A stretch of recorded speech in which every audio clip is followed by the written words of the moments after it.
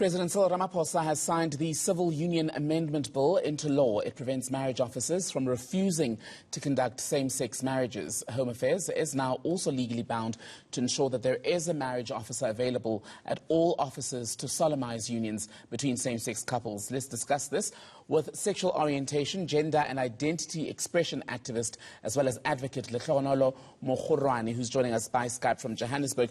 Advocate, very good evening to you. Thank you so much for being with us. So, I was looking at your immediate reaction to the news of this bill being signed by the President, and you tweeted, "This literally made my Friday." Explain just why this is an important moment. Well, I suppose we've been fighting, a number of activists, lawyers, and just, citizens have been fighting for Section 6 to be removed for 14 years, right? And it's a victory. It's been removed. So it means that same-sex couples who now want to get married at Home Affairs will not be denied marriage.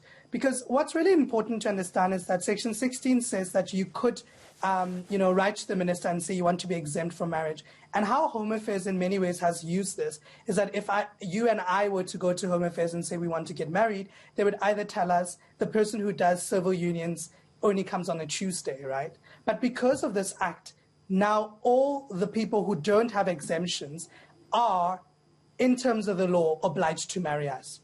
Explain just that what you're saying now, those who don't have exemptions, how do you get one? So in the old Section 6, which has now been repealed, what happened is that you would write to the Minister of Home Affairs and you'd say to the Minister of Home Affairs, because of my religion, my belief and my conscience, I want to be exempt for those reasons to marry same-sex couples. The minister would have a registry of those exemptions. Now, the difficulty is, Thembekile, you and I may not know which Home Affairs officials have gotten this exemption, right? And we don't know that they're supposed to get these exemptions. So they've essentially, as a blanket provision, refused in many instances to marry same-sex couples. But now what has happened is that only those people who have exemptions can, still not marry people for a period of 24 months. And the whole reason behind that, as the explanatory memorandum of the bill says, is to allow training for these people to integrate them into marrying same-sex couples. But from today onwards, if you go to Home Affairs, you can do two things. One, you can say, I would like to get married as a same-sex couple. And if the person says, well, I can't marry you, I would advise you to ask for the exemption that the minister gave them. If they don't have that exemption, in terms of law, they're obliged to marry you. And you mentioned the issue of training, which is now supposed to happen, to be conducted by Home Affairs within a 24-month period, right? I'm curious about what goes into that training to make sure that these marriage officials are then ready at the end of this 2-year period to do this without any further problem. I mean, a lot of us as activists were not happy with the inclusion of the 24 months, right? Because we felt that it's a further 2 years for people to have state-sanctioned homophobia. But I actually want to say I don't know what the training is, because you already do this marriage for heterosexual people. You're supposed to solemnize it for same-sex people. So what training is there? But I suppose the training that will happen is for people to be more sensitized to people of same-sex orientation so that they are able to not be homophobic when they marry these people. So sort of diversity training, as many of us have had to go through in a way. And there was a lot of opposition. No, finish your point. Yes, there definitely was a lot of opposition. I mean, there's always going to be a lot of opposition. The major opposition was a large constituents of the religious groups, which is saying, but our right to religion, our freedom of religion is being impeded. Why can't we not want to marry people? Because Christianity says this, and if I do this, I won't be able to do that. And the major argument against this is that South Africa, as we at least understand it, is a constitutional democracy.